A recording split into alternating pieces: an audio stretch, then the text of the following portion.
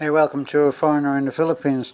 Well, we've been out on the road such a lot just lately, coming up to Christmas, and we've been putting on the parties for the kids at lots of different schools. But meantime, in between times, I've been trying to snatch an hour here and there working on some what we call study tables, low for the kids at the dorm, and I've managed to get 3 pieces of furniture, as I say, 2 study tables.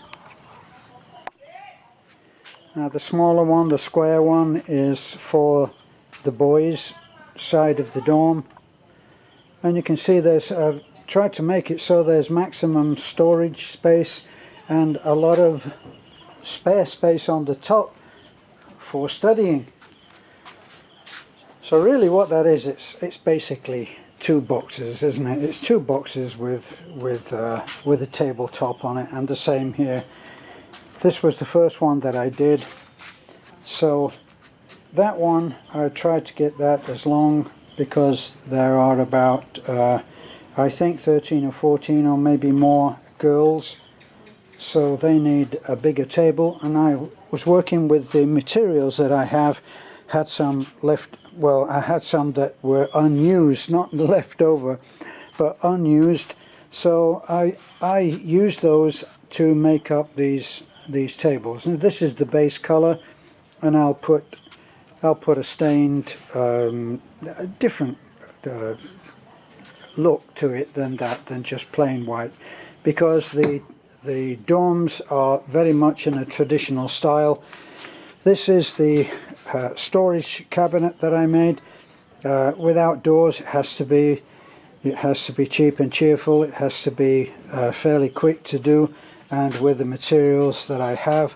So it is what it is, and that has to be sanded and filled and tidied up and then done in the base coat like the other 2.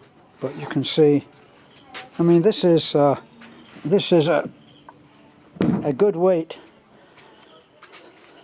so it's not a flimsy thing. I don't believe in over designing things so that materials are and the build is very light. These tables are they're going to stand some punishment. They're going to take some punishment, I know. So I've made them accordingly and changed as I go along. Made that one like that with an open part. And I suddenly realized while I was making that, well, why don't I close these in and make it one complete shelf? So you can see that one goes back in there. These are very robust, 3/4 what they call block ply here. And I've used the bits that I've got, and it's not always, it's not Chip and Dale, that's for sure, but it is robust, and it will take some punishment.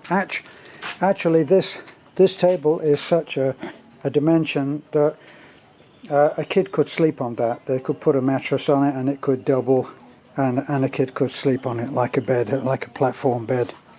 Not so much this one, but certainly that one, and that's a plus. And of course it has all of that space underneath is all usable space for storing stuff. Probably they can put mattresses and stuff like that, which are standing against the wall at the moment, and they'll find a way to make maximum use of that. That there is a nice cabinet. It's let me see, it's over 4 feet. You can see next to me, if I can see where the light's coming from, that's the sunset that's coming in over there. Now, I'm not improving, am I? Well, that shows you where I am. It's up to my chest. So once I get all of these little bits and pieces and holes filled, there's nothing jointed here, okay? This is all hammer and nail stuff. I did use the power saw quite a bit, but that was for cutting the main big parts. Everything else was the good old handsaw. And my valuable gift that I got from my friend Kevin, who came over from New Zealand, and he made a gift of a palm sander, which was enormously helpful. Thank you, Kevin. So that's my little update. I'll be showing it to you next. I'll be putting that over there, the storage cabinet over here. I'll be putting that into a base color white as well, though they've said that they might use that in the kitchen for all the utensils there.